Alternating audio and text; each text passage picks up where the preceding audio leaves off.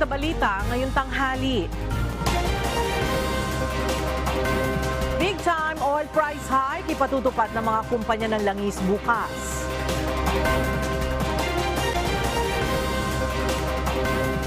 Pangulong Ferdinand Marcos Jr. ininspeksyon ang lugar na pagtatayuan ng Multi-Specialty Medical Center sa Pampanga. Panibagong LPA posibleng maging bagyo sa loob ng 1 o 2 araw ayon sa Pag-asa. Ilang mga lokal na pamahalaan nagdeklara ng class suspension. LTFRB maglalaan ng libreng sakay kasabay ng tigil pasada sa zona ng presidente. Ilang mga bahay sa Vista Grande Subdivision sa Antipolo, Rizal natabunan ng gumuhong lupa. Ilang casualties na itala. At 39 na tao patay, 9 nawawala sa pagbaha at landslide sa South Korea. Magandang tanghali mga kasangbahay. Ngayon po ay araw ng Lunes, July 17, 2023. At una sa mga balita ngayong tanghali. Inilunsad ng Marcos administration ng bago nitong brand of governance, ang Bagong Pilipinas. Inatasan ni Pangulong Ferdinand Marcos Jr. ang mga ahensya ng pamahalaan na gamitin ang Bagong Pilipinas campaign sa kanilang mga programa. Narito ang report ni Nel Maribuho. Iniutos ni Pangulong Ferdinand Marcos Jr. ang adoption ng bagong tatak ng pamamahala at leadership campaign ng kasalukuyang administrasyon. Sa pamamagitan ng Bagong Pilipinas campaign, isusulong ang malalim at mahalagang transformation sa lahat ng sektor ng lipunan at pamamahala.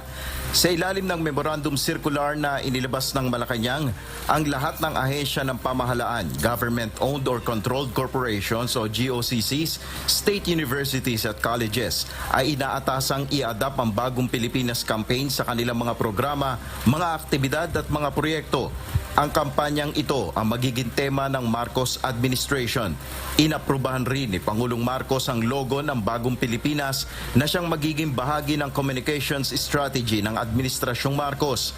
Ayon sa Presidential Communications Office, kakatawanin ng logo na ito ang vision ng administrasyon sa bansa, pagbibigay diin sa pagkakaisa, pakikilahok at bayanihan culture. Ayon sa Malacanang, ang logo ay ginawa mismo ng PCO at dumaan sa masusing pagtatrabaho at ito ay naiproduce anila na walang ginastos mula sa gobyerno. Inatasan rin ang mga ahensya na gamitin ang logo ng Bagong Pilipinas sa kanilang letterheads, websites, official social media accounts at iba pang dokumento na nakatuon sa flagship programs ng gobyerno.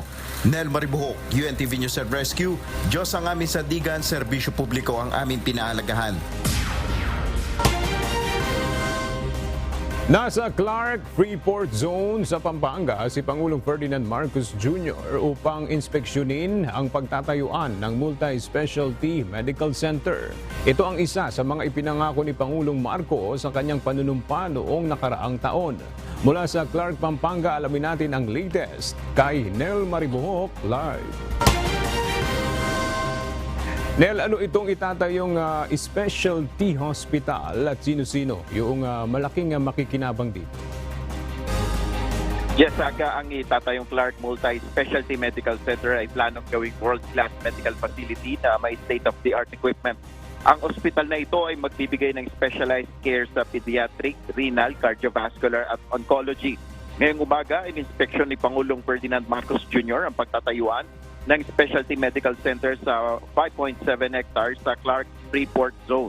Malaking pakinabang ito sa mga residente na mga magmumula sa Regions 1, 2 at 3 at iba pang panig ng bansa. Kabilang ito sa ipinangako ni Pangulong Marcos Jr. na pagtatayo ng mga special hospitals sa iba't ibang rehiyon. Inaasahang makukumpleto ang pagtatayo ng 4 na building itong Specialty Medical Center bago matapos ang 2028. Yan muna ang ating update. Balik sa iyo, Aga. Maraming salamat, Nel Maribuhok.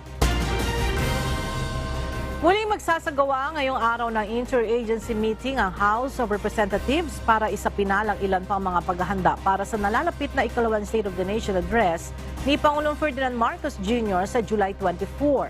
Mula sa House of Representatives, makibalita tayo kay Janice Inhente live.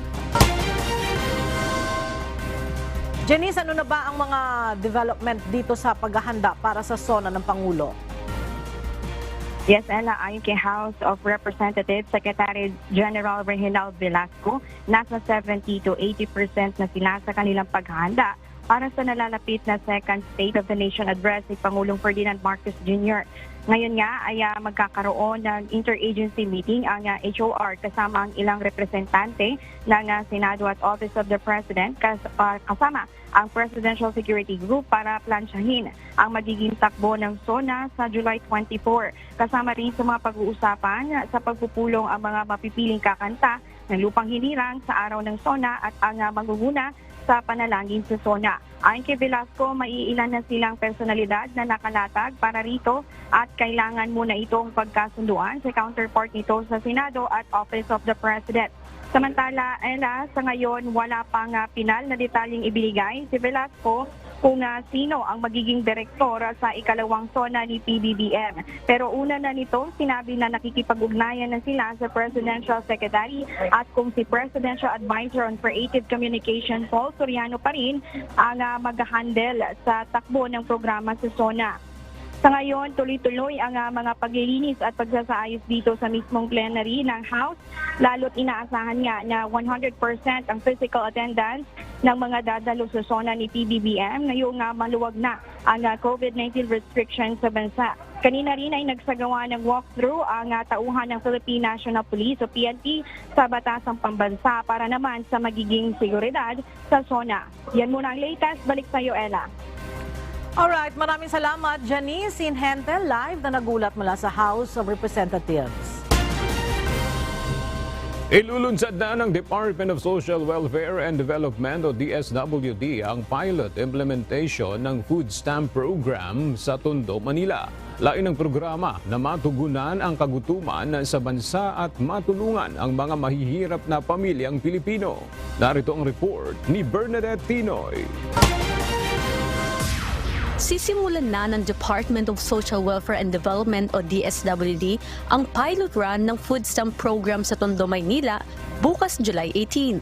Ayon kay DSWD Secretary Rex Gatchalian, nasa 50 pamilya ang unang makikinabang sa naturang programa. Sa loob ng 6 na buwan, susuriin ng ahensya ang magiging resulta ng implementasyon ng food stamp program bago palawakin ang mga benepisyaryo na posibleng umabot sa 300,000 hanggang milyong bilang ng pamilyang Pilipino. Layo ng programa na matugunan ang kagutuman sa bansa. Ito ay sa pamamagitan ng electronic benefit card na may lamang food credit sa halip na cash at maaaring gamitin sa mga tindahan gaya ng Kadiwa stores ng Marcos administration. Pinondohan ng Asian Development Bank at World Food Program ang naturang programa sa halagang $3 million o higit kumulang 163 million pesos. Bernadette Tinoy, UNTV News and Rescue. Diyos sa aming sandigan, serbisyo publiko ang aming pinahahalagahan. Agad na tatalakayin ng Senado sa pagbabalik sesyon ang panukalang iakyat na sa United Nations General Assembly ang issue sa West Philippine Sea. Mula sa Senado, may report si Herlin Delgado live. Herlin, ano ang dahilan? Bakit bibigyan prioridad ng Senado itong planong iakyat na sa UN ang issue ng agawang teritoryo?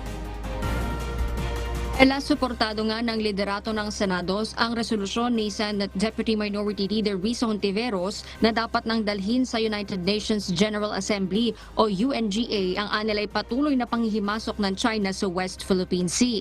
Isang Pulse Asia survey ang ibinahagi ni Senate President Juan Miguel Migzubiri kung saan 75% ng mga respondent ang sumang-ayon sa tanong na dapat bang pagtibayin ang ugnayang militar sa pagitan ng Pilipinas at Estados Unidos sa gitna ng tensyon eleksyon sa West Philippine Sea.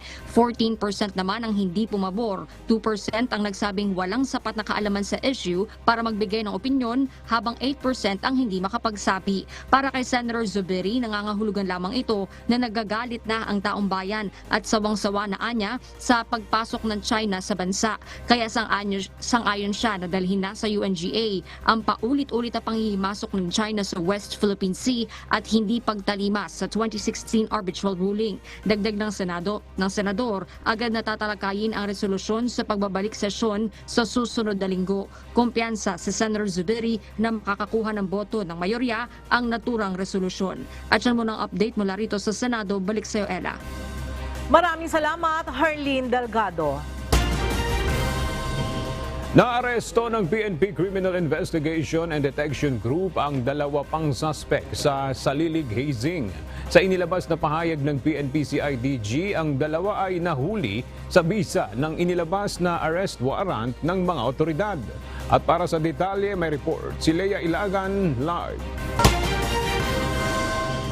Lea, sino itong dalawang naarestong suspect dito sa kaso ng Salilig hazing? Magandang tanghali sa iyo. Aga, at nakilala nga itong mga suspect na ito na sina Justin J.R. Ramos Fontanilla na naaresto sa bahay nito sa Barangay Alapan, Imus, Cavite, at si Armando Hernandez Jr. na naaresto naman sa Barangay Amaya, Tanza, Cavite. Ayon kay CIDG Director Police Major General Romeo Keramat, ang dalawa ay tinuturing na most wanted person sa Calabarzon dahil nga sa isinagawang hazing na ikinamatay ni Salilig noong Pebrero. Matatanda ang dumalo sa isang initiation rites ng Tau Gamma Phi si Salilig. 10 araw matapos itong ideklarang nawawala, ay natagpuan ang bangkay nito sa isang masukal na lugar sa Imus, Cavite. Dahilan para sampahan ang kaso ang nasa 7 miyembro ng Tau Gamma Phi Adamson Chapter. Bukod sa dalawang naaresto aga, 3 naman sa mga suspect ang nauna nang sumuko. Balik sa iyo, Aga. Maraming salamat, Lea Ilagan. Ilang mamamahayag ang pinaputukan umano ng baril nang maipit ang mga ito sa away sa lupa sa isang bayan sa Leyte. Sa video na ito, makikitang nakikipagbalyahan ng isang babae sa isang lalaking nakasuot ng t-shirt ng media sa isang palayan. Maya-maya, maririnig ang mga putok ng baril. Nangyari ang insidente sa bayan ng Pastrana, Leyte nitong Biyernes. Ang babae sa video ay si Police Staff Sergeant Rhea Balayos na naka-assign sa Santa Fe Municipal Station. Habang ang lalaki naman ay ang kanyang asawa na si Police Staff Sergeant Ver Balayos. Ayon sa inisyal na investigasyon ng pulis, ang naturang gulo ay nagmula sa issue kung sino ang tunay na may-ari ng palayan na nakasangla sa mag-asawang Balayos. Nirelieve na sa kanilang pwesto ang mag-asawang Balayos habang nagpapatuloy ang investigasyon sa insidente. Kinondena naman ng Presidential Task Force on Media Security ang nangyari at sinabi na patuloy nilang babantayan ang investigasyon. Kasalukuyang nagsasagawa ngayon ang kauna-unahang Procurement Summit, ang Commission on Elections. Kasama ritong dumalo ang kasalukuyan at aspiring bidders and suppliers para sa mga proyekto ng COMELEC. Mula sa Maynila, may report si Dante Amento live. Dante, ano ba yung layo nitong Procurement Summit ng COMELEC? Magandang tanghali, Aga. Ayon kay Commission on Elections o COMELEC Chairman George Erwin Garcia, ang pangunahing layon nga nito, Aga, ay yung transparency at accountability. Nais nilang ipakita sa publiko na bukas ang COMELEC mula sa proseso ng pagkuha ng mga kagamitan sa halalan o eleksyon paraphernalia. Dagdag pa ni Garcia, hindi pwede na hindi malaman ng publiko ang ginagawa ng komisyon. Dapat marami ang maaaring makasama sa bidding process o kaya procurement. Kaya inimbitahan ng COMELEC ang mga supplier o bidder pagdating sa eleksyon. Sila ay mga kasalukuyan at mga baguhan lang ng mga bidder o kaya supplier. Paliwanag ng COMELEC na hindi madali ang procurement process para sa paghahanda ng isang halalan, lalo na national elections, dahil kalahati ng buong preparasyon sa isang eleksyon ay napupunta rito. Mamaya na, Aga, inaasahan din natin na magsasalita ang mga kawani o mga tauhan ng Commission on Audit para naman magbigay sila ng briefing para doon sa mga mahalagang tungkulin ng COMELEC sa kanilang pagsasagawa ng isang bidding process o kaya naman ng procurement process ng mga election para Pernalia. Yan naman ang ating update mula dito sa Maynila. Balik sa iyo, Aga. Maraming salamat, Dante Amento.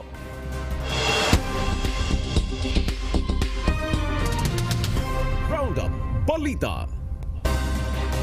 Nailigtas ng Philippine Coast Guard o PCG ang 73 pasahero at 36 na tripulante ng isang pampasaherong barko matapos sumadsad sa karagatang sakop ng barangay na Sunugan, Banton, Romblon kahapon.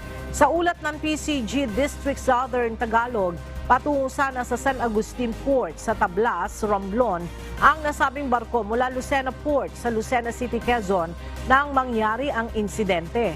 Nasagip ang mga pasahero at tripulante sa tulong ng PCG at ng mga pampasaherong bangka. Sa investigasyon ng PCG, sumabog ang gulong ng isa sa rolling cargo kaya nawala ng balanse ang barko at nagresulta sa pagkakasadsad nito. Nakabantay pa rin ang mga tauhan ng PCG Marine Environmental Protection Group na nakabase sa Romblon sa posibleng insidente ng oil spill sa lugar. Samantala, sinuspinde na ng Marina ang Ship Safety Certificate ng MV Maria Helena. Nasabat ng Bureau of Customs ang 2 40-foot container sa Subic Port na naglalaman ng iba't ibang fake branded goods. Tinatayang nasa 240 million pesos ang halaga ng mga nasamsam na kontrabando. Unang idiniklara itong t-shirts, ngunit ng inspeksyonin ay nadiskubring puro peking high-end brands ang laman. Ito ay inisyuhan ng Warrant of Seizure and Detention dahil sa paglabag sa Section 155 ng RA number 8293 o Intellectual Property Code of the Philippines. Ipinagutos ng Supreme Court ang muling pag-aresto kay dating Palawan Governor Mario Reyes. Kaugnay ito sa kanyang pagkakasangkot sa pagpatay sa environmentalist at broadcaster na si Dr. Jerry Ortega noong 2011. Sa 8 pahinang resolusyon na inilabas ng SC, inatasan rin ito ang Puerto Princesa Regional Trial Court o RTC na ituloy ang kasong murder laban dito. Walang nakikitang legal issue ang Department of Justice kaugnay sa posibleng paglilipat ng Philippine Health Insurance Corporation o PhilHealth sa ilalim ng Office of the President.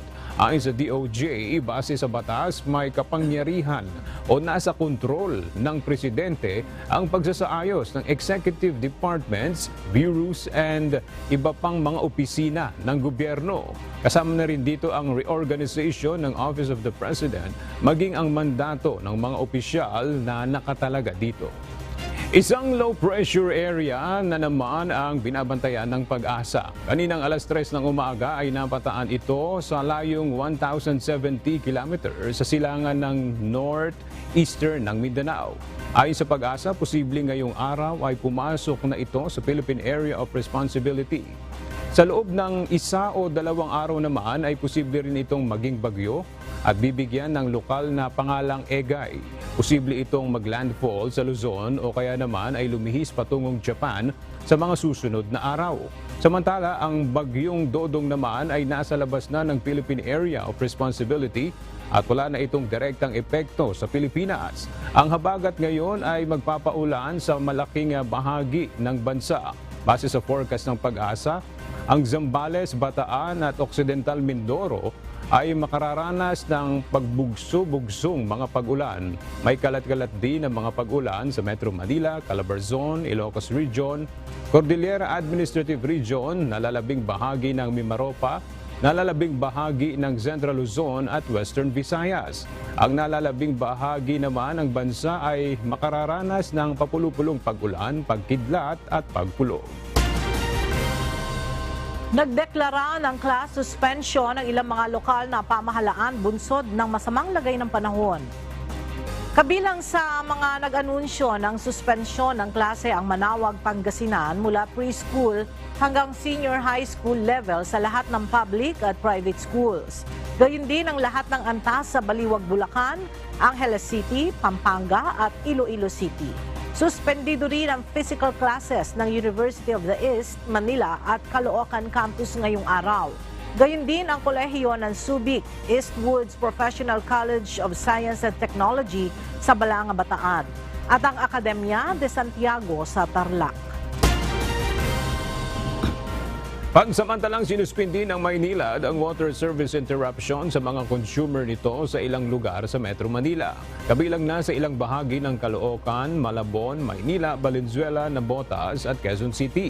Kasunod ito ng bahagyang pagtaas ng level ng tubig sa Ipo Dam dahil sa ulang dala ng bagyong Dodong sa kabilang ng mababang water allocation mula sa Angat Dam. Ayon sa Maynilad, maglalabas sila ng abiso kung ibabalik muli ang water service interruption.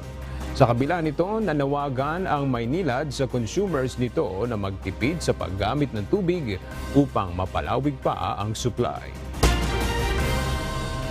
Samantala, nadagdagan na ang level ng tubig sa Angat Dam dahil sa mga nararanasang pag-ulan sa mga nakalipas na araw. Sa loob ng 24 na oras ay umangat ito ng halos 1 metro. Kaninang alas 6 ng umaga ay nasa 180 meters na ito na siya namang minimum operating level ng Angat Dam. Tumaas din ang level ng tubig sa Ipo at Lamesa Dam, gayon din sa Magat Dam sa Isabela at Pantabangan Dam sa Nueva Ecija.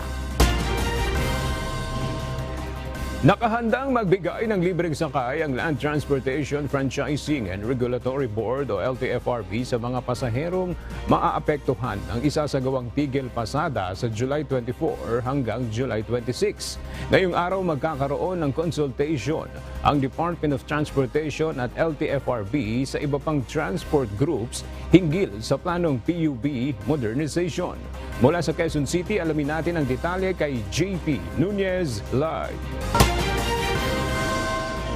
JP, may mga ruta na bang tinitignan ng LTFRB kung saan i-deploy itong libreng sakay?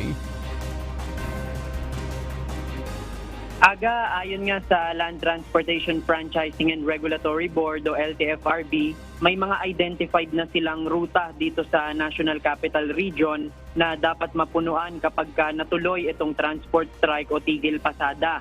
Sa isang panayam, sinabi ni LTFRB Chairman Attorney Chofie Luguadis III na maaaring kasama dito yung ruta sa Balintawak sa Quezon City. Ayon sa LTFRB, nakahanda naman silang magpadala ng mga libreng sakay sa mga ruta na maaapektuhan ng nakaambang tigil pasada ng grupong Manibela sa July 24 hanggang July 26. Kinakausap niya nila ang ilang mga bus companies at ibang jeepney associations upang makapagpadala ng mga augmentation vehicle. Babalangan ng LTFRB na sususpindihin o ire-revoke yung prangkisa ng mga magtitigil pasada o magsasagawa ng kilos protesta. Magpapadala sila ng mga LTFRB personnel on the ground para tukuyin yung mga plaka ng sasama sa tigil pasada. Ayon kay Chairman Guadis, wala naman daw anyang jeepney phase out kaya hindi na dapat magsagawa ng tigil pasada ang grupong Manibela. Nais lang nilang isulong ang consolidation upang mas maging organisado ang mga public transport sa bansa at mas maging epektibo ang pagbaba ng mga programa ng gobyerno.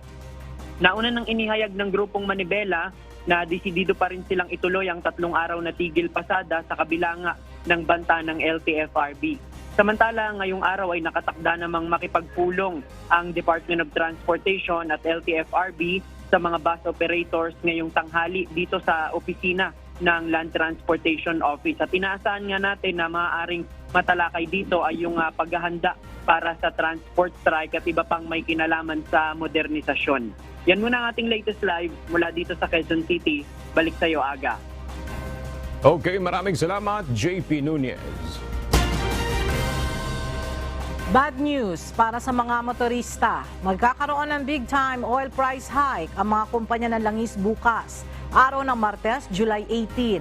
Sa abiso ng mga oil company, tataas ng 2 piso at 10 sentimos ang presyo ng kada litro ng diesel, habang piso at 90 sentimos naman ang dagdag sa presyo ng gasolina. Samantala, magkakaroon rin ng piso at 80 sentimos na price hike sa kerosene. Ang big-time oil price hike ay bunsod na mataas na presyo ng langis sa international market. Pagmumultahin na ng Metropolitan Manila Development Authority ang mga motorcycle rider na sisilong sa mga overpass. Sa isang panayam, sinabi ni MMDA Acting Chairperson Romando Artes na balak nila itong simulaan sa August 1. Ayon kay Chairman Artes, bibigyan pa rin nila ng pagkakataon ng mga rider na huminto saglit at magsuot ng kapote, ngunit hindi na nila papayagang tumambay doon ng matagal. Abiso po muna sa mga motorisang dumadaan ng Subic-Clark-Tarlac Expressway o SCTEX. Pansamantala munang sarado sa lahat ng klase ng mga sasakyan ang Pasig-Potrero Bridge. Ayon sa pamunuan ng SCTEX, sasailalim sa structural safety inspection ang tulay matapos ang mga nakalipas na malakas na buhos ng ulan. Inaabisuhan naman ang mga motorista na dumadaan sa nasabing tulay na maghanap muna ng alternatibong ruta habang hindi pa ito maaaring daanan. Ang apektadong mga ruta ay ang northbound at southbound sa pagitan ng Clark at Subic. Maglalabas umano ng anunsyo kapag maaari na muli itong daanan ng mga sasakyan para matiyak ang kaligtasan ng mga motorista.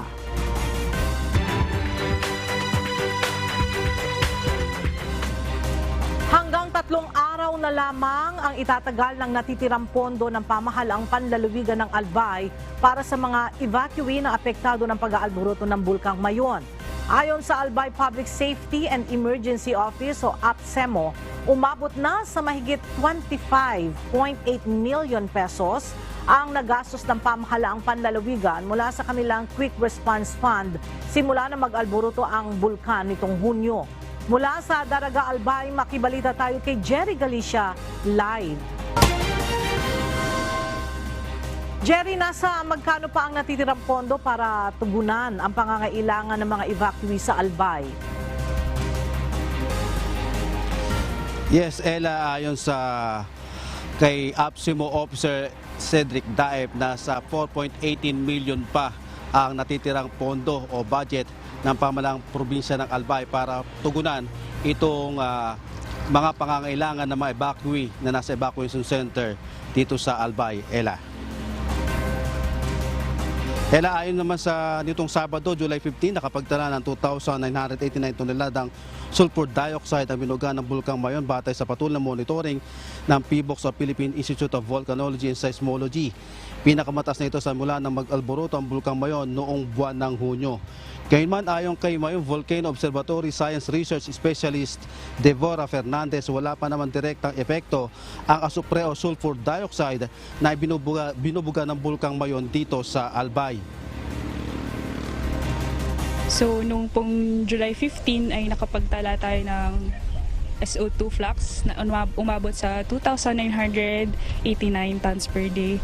So ito po ay maaring indikasyon ng paggalaw ng gas mula sa ilalim ng Mayon. Itong SO2 ay delikadong hazardous na gas. Pero sa case dito sa Mayon, hindi ito na magiging hazardous sa ngayon sa mga tao.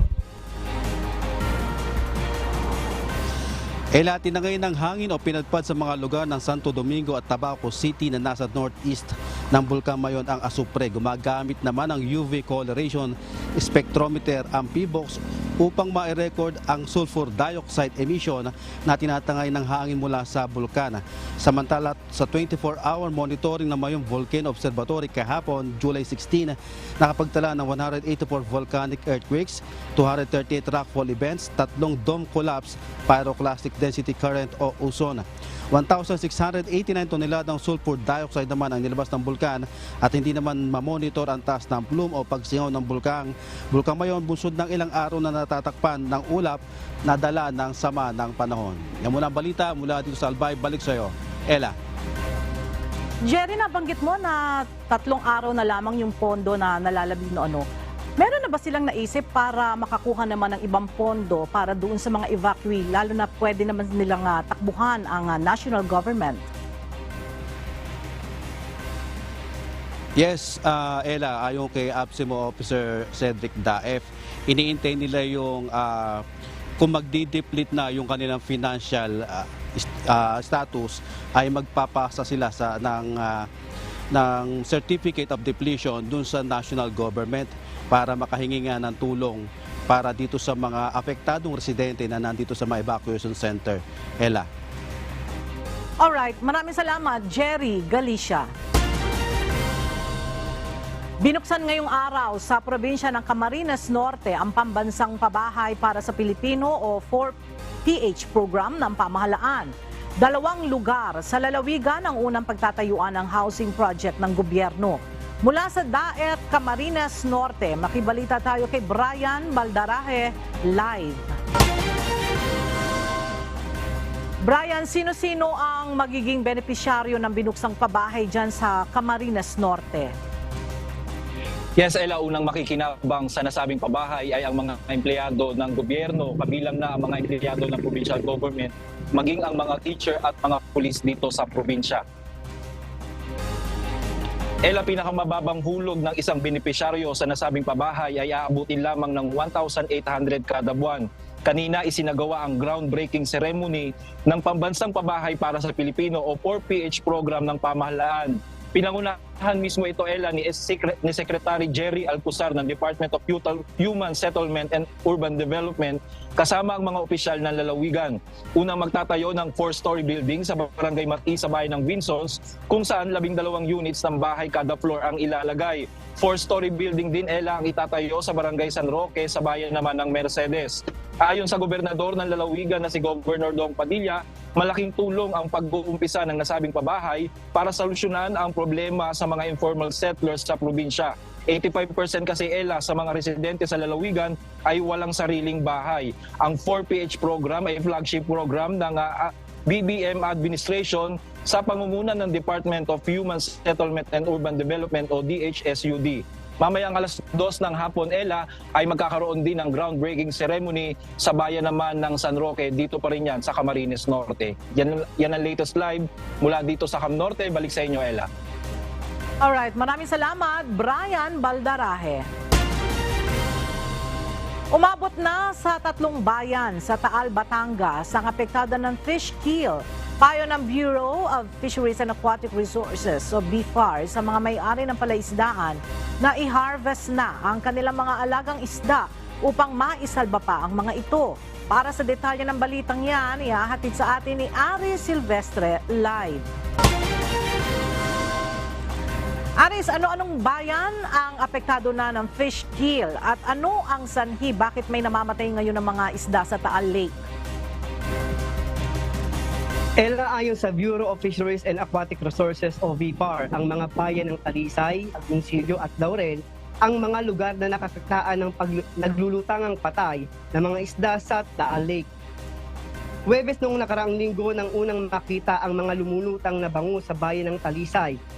Habang linggo naman nang makita rin ang pagkamatay ng mga isda sa Taal Lake sa bahagi ng Agoncillo at Laurel, Batangas.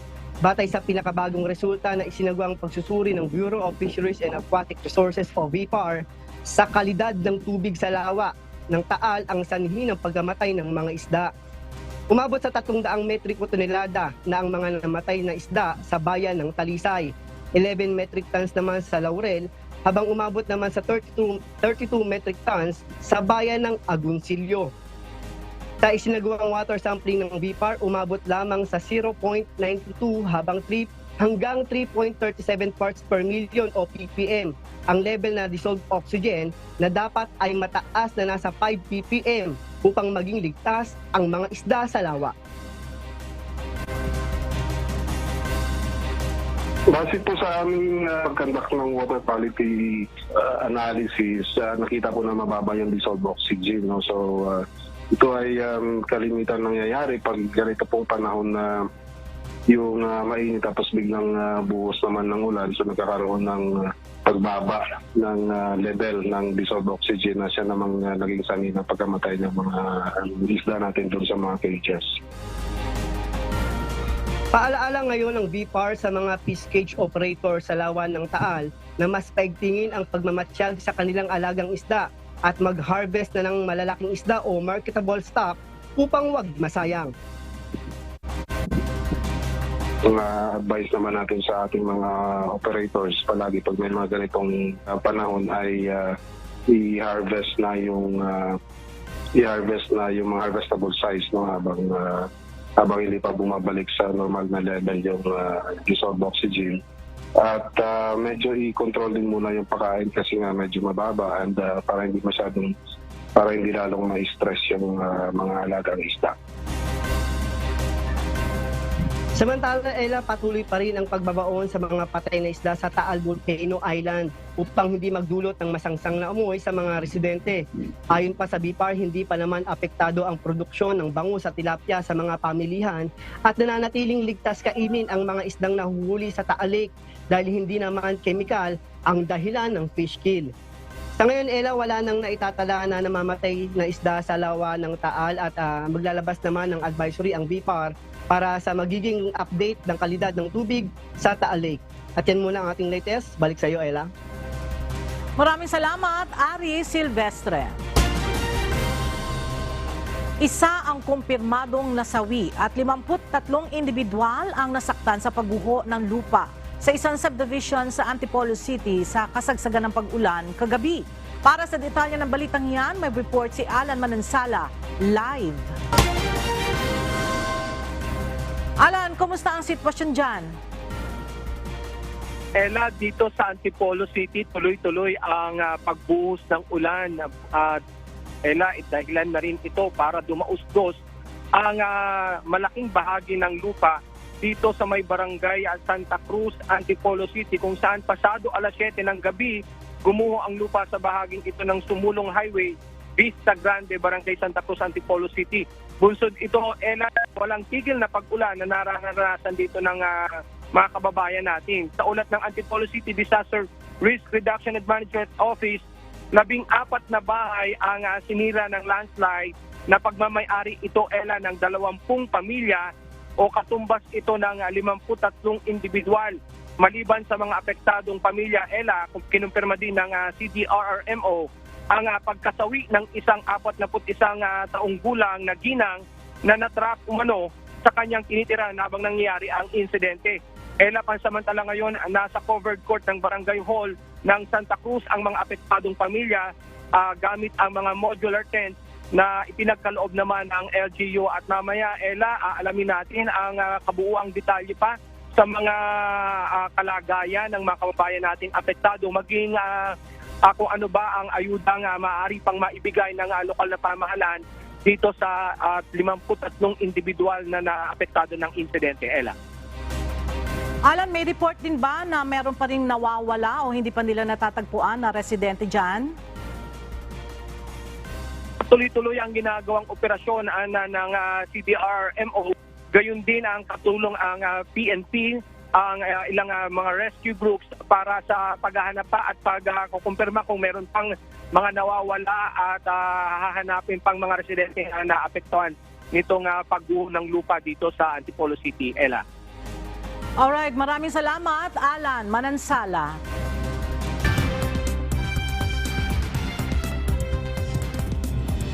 Hindi bababa sa 39 na tao na ang nasawi, samantalang 9 naman ang naitalang nawawala sa South Korea dahil sa pagbaha at pagguho ng lupa dulot ng malakas na pag-ulan.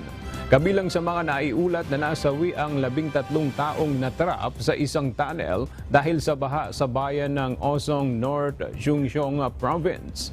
Ang tuloy-tuloy na pag-ulan simula noong nakaraang linggo ang naging dahilan ng pagbaha lalo na sa North Gyeongsang Province kung saan naitala ang may pinakamaraming biktima.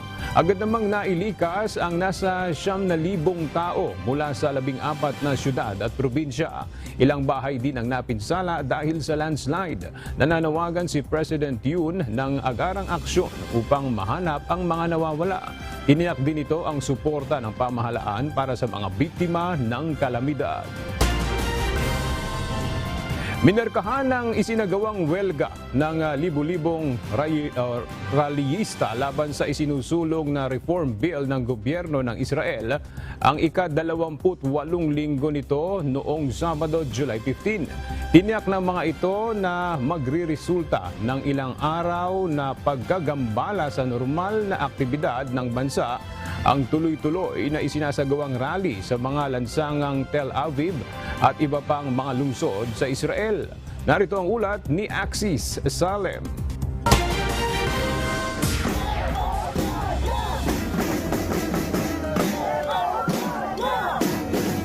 Libo-libong protesters ang nagwelga sa mga lansangan ng Tel Aviv at iba pang mga lungsod sa Israel noong Sabado, July 15. Sa gitna ito ng patuloy na pagsusulong ni Prime Minister Benjamin Netanyahu at ang gobyerno nitong maisabatas ang Judicial Reform Bill. Ito na ay ka-28 linggo na walang tigil na pag-uwelga ng mga relihistang kontra sa panukalang batas na magre-reforma sa hudikatura ng Israel. Ayon sa mga kritiko, ang panukalang batas na aprubahan na ng unang reading pa lamang nito ay magdudulot umano ng direktang banta sa mga karapatang sibil. Magiging sanhiring ito upang mabawasan ang reasonability clause kung saan maaaring kontrahin ng hudikatura ang desisyon ng gobyerno. Bukod pa rito, magbibigay din ito ng higit sa impluwensya sa gobyerno sa paghihirang ng hukom sa bansa. Samantala, inaasahang bago magtapos ang buwan ng Hulyo, posibleng makuha na ang 2 pang boto na kinakailangan ng Judicial Overhaul Bill upang tuluyan na itong maging batas. Axis Salem, UNTV News and Rescue. Diyos ang aming sandigan, serbisyo publiko ang aming pinahahalagahan.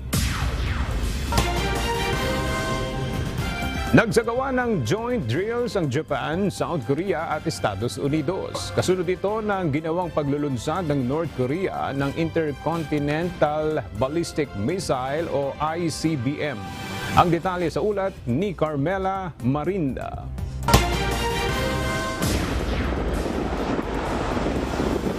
Nagsagawa ng isang joint naval missile defense exercise ang Japan, South Korea at Estados Unidos bilang pagtugon sa nuclear at missile threats ng North Korea.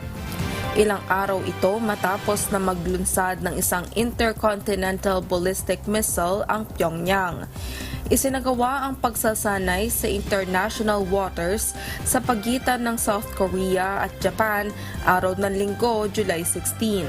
Kabilang sa drills ang destroyers ng 3 bansa na equipped ng Aegis radar systems. Batay sa isang naval officer, nakatuon ang exercise sa pagsasanay ng mga procedure upang ma-detect at matrack ang isang computer-simulated ballistic target at makapagbahagi ng kaugnay na impormasyon. Noong Miyerkules, July 12, nang magpakawala ang North Korea ng latest Hwasong-18 missile nito bilang matinding babala sa mga katunggali. Pare-pareho itong kinondena ng Seoul, Tokyo at Washington at iginiit na malinaw na paglabag sa iba't ibang United Nations Security Council resolutions. Batay naman sa akusasyon ng North Korea, may US spy planes umano ang nanghihimasok sa exclusive economic zone waters nito. Carmela Marinda, UNTV News and Rescue. Diyos ang aming sandigan, serbisyo publiko ang aming pinahahalagahan.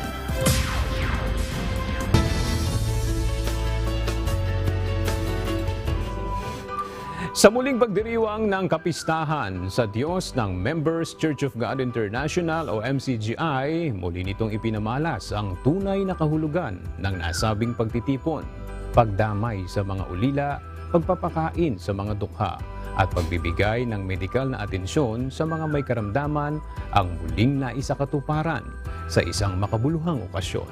Narito ang report ni Alan Manansala.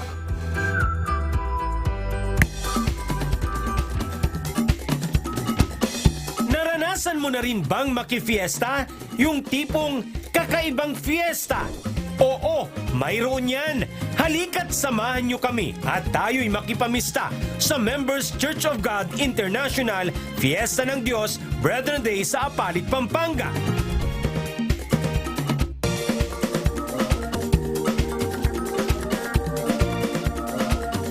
Mula Kaya pa man noon, bago pa papagpahingahin si Brother Eli Soriano, itinuro na nito mula sa Biblia ang tunay na diwa ng kapistahan sa Panginoon. Sa Biblia po, merong itinuturo na piyesta ng Diyos, pagdiriwang, pagpapasalamat sa Diyos, pagkilala ng utang na loob sa Diyos. Ang talaga pong intensyon ng piyesta ng Diyos ay para yung mga taong kumikilala sa Kanya ay magdiwang dahil sa Kanya. Ang katwiran ay nanatili hanggang sa kasalukuyan na sa pamamagitan ng awa at tulong ng Diyos na ipagpatuloy ni Kuya Daniel Razon, the true essence of Feast of God. Inaanyayahan natin ang ating mga kapwa-tao. Dito po ay alam naman ninyo, prinsipyo natin, kung ikaw ang wika maghahanda, kasama yan lagi po sa ating binibigyan po ng pansin, yung sinasabi dun sa Lucas 14 at 13. Kung maghahanda ka, anyayahan mo mga dukha, mga pingkaw, mga pilay, mga bulag, magiging mapalad ka sapagkat wala silang sukat ikaganti sa iyo, sapagkat gagantihin sa iyo sa pagkabuhay na maguli ng mga ganap. Kaya bukod sa handang mga pagkain mula sa iba't ibang dako ng Pilipinas, bumuhos din ang public service para sa ating kababayan na mahihirap gaya ng medical at dental services, legal consultation, pre-store at iba pa. Best time ko lang kasi po umattend dito ng Fiesta ng Diyos. Kaya sabi ko, parang hinuhugot ba ako na sige. Parang may nag-ano sa akin na sige, magpunta ka doon, mag-check up. Para ma-experience. Kaya sabi ko, magabi hindi nga ako makatulog parang gustong-gusto ko na pumunta rito. Salamat naman sa Diyos at nakarating kami na maluwalhati. Pasalamat ako sa Diyos dahil hindi ka naman pinababayaan. Nararamdaman ko talaga. Parang matutuwa ako. Masisiyan ako sa mga kapatiran ba. Hindi ka pinababayaan. Hindi ka parang ng ibang lalapitan ka, kumain ka na ba? Ay, napakasaya po. Hindi po namimili ng tao. Sardinas po, kape at saka bigas. Siyempre, ito po kailangan namin. Nagpapasalamat po ako na makakaraos kami ng 1 linggo. Bukod pa ang pagtugon ni Kuya Daniel sa mga kahilingan ng ating mga kababayan para sa kanilang munting negosyo at pagkakakitaan.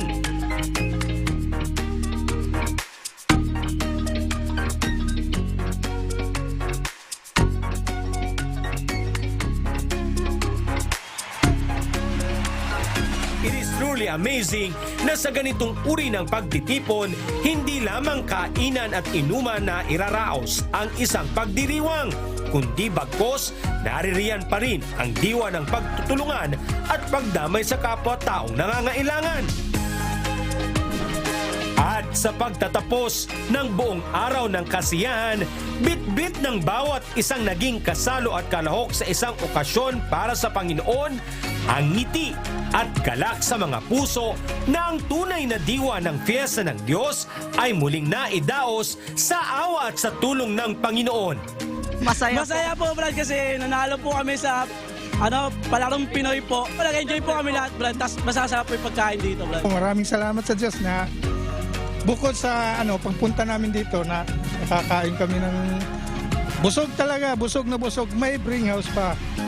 Alan Manansala, UNTV News and Rescue, Diyos ang aming sandigan, serbisyo publiko ang aming pinahahalagahan.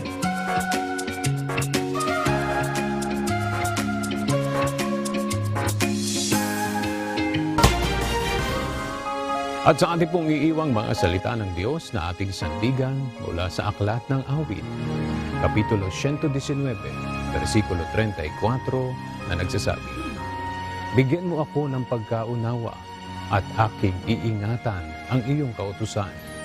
Oo, aking susundin ng aking buong puso.